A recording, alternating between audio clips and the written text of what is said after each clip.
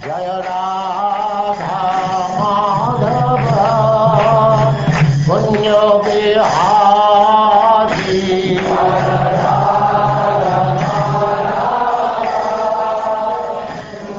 And now Chapter 5, Frustration of the Sacrifice of Daksha.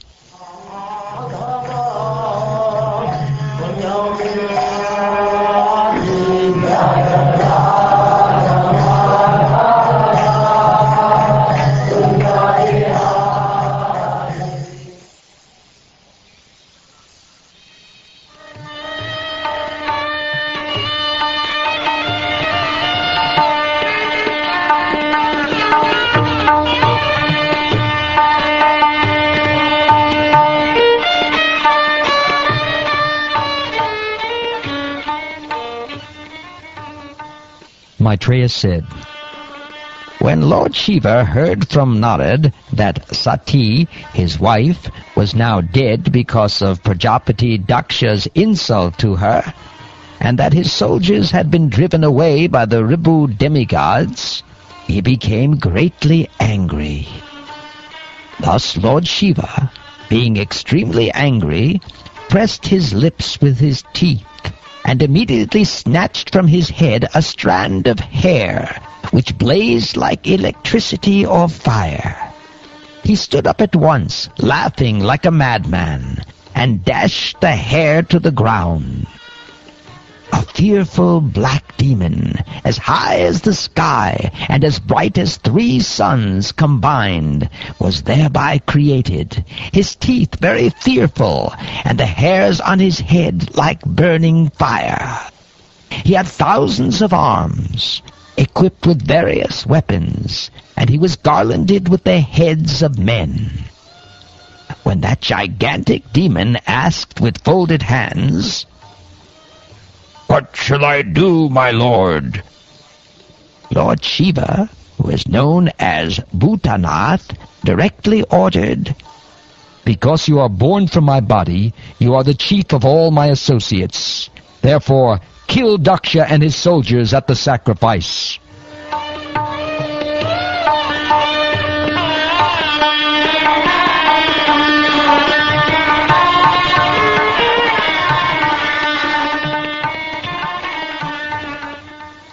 My dear Vidura, that black person was the personified anger of the Supreme Personality of Godhead, and he was prepared to execute the orders of Lord Shiva.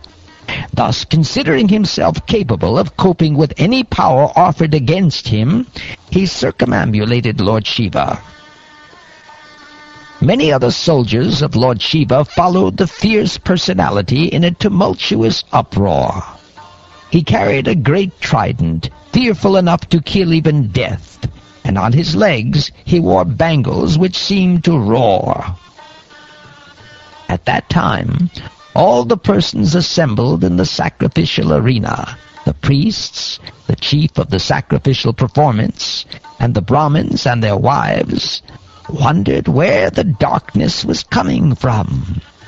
Later they could understand that it was a dust storm, and all of them were full of anxiety.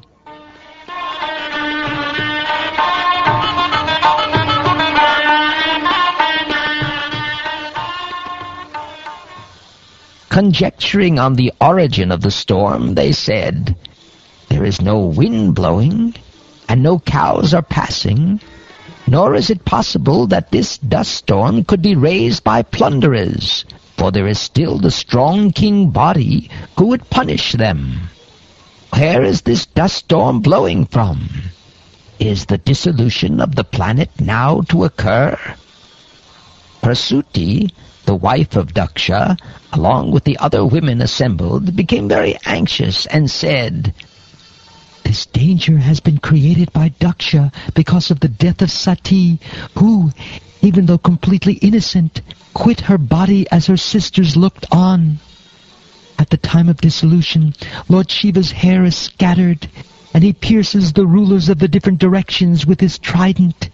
He laughs and dances proudly, scattering their hands like flags, as thunder scatters the clouds all over the world."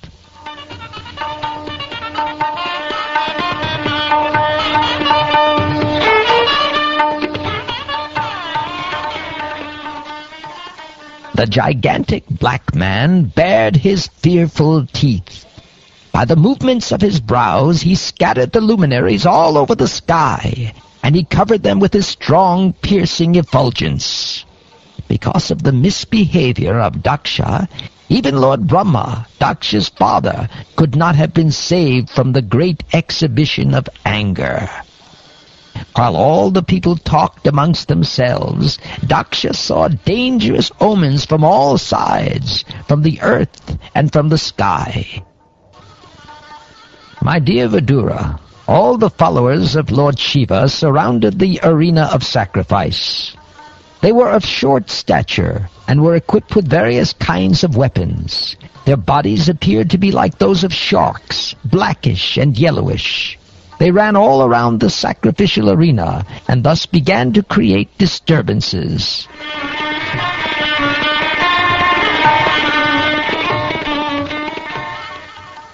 Some of the soldiers pulled down the pillars which were supporting the pandal of sacrifice. Some of them entered the female quarters.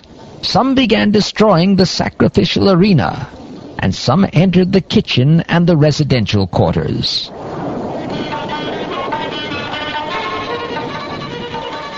They broke all the pots made for use in the sacrifice, and some of them began to extinguish the sacrificial fire.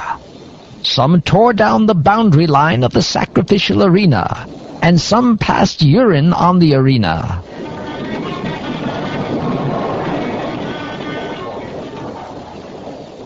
Some blocked the way of the fleeing sages, some threatened the women assembled there, and some arrested the demigods who were fleeing the pandal.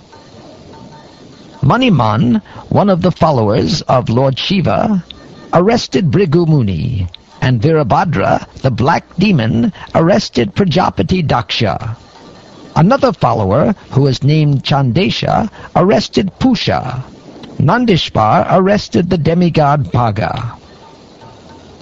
There was a continuous shower of stones, and all the priests and other members assembled at the sacrifice were put into immense misery. For fear of their lives, they dispersed in different directions.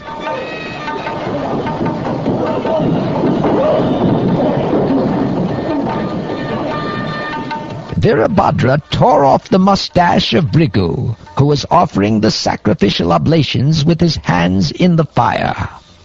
Virabhadra immediately caught Bhaga, who had been moving his eyebrows during Bhrigu's cursing of Lord Shiva, and out of great anger thrust him to the ground and forcibly put out his eyes. Just as Baladev knocked out the teeth of Dantavakra, the king of Kalinga, during the gambling match at the marriage ceremony of Aniruddha, Virabhadra knocked out the teeth of both Daksha, who had shown them while cursing Lord Shiva, and Pusha, who by smiling sympathetically had also shown his teeth. Then Virabhadra, the giant-like personality, sat on the chest of Daksha and tried to separate his head from his body with sharp weapons, but was unsuccessful. He tried to cut the head of Daksha with hymns as well as weapons, but still it was hard to cut even the surface of the skin of Daksha's head. Thus Virabhadra was exceedingly bewildered. Then Virabhadra saw the wooden device in the sacrificial arena by which the animals were to have been killed.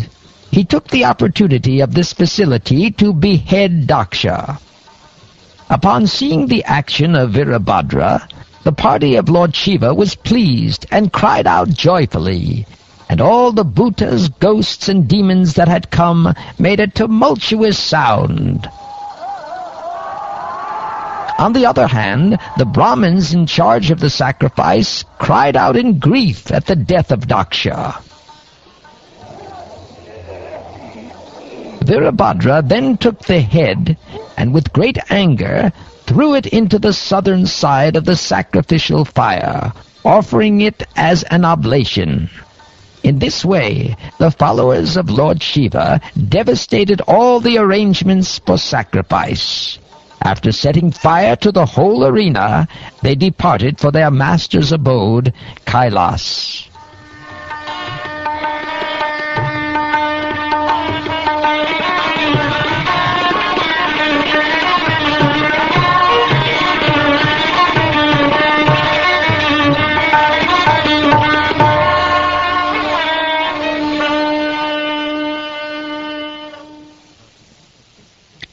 Thus ends the 5th chapter of the 4th canto of the Srimad Bhagavatam, entitled Frustration of the Sacrifice of Daksha.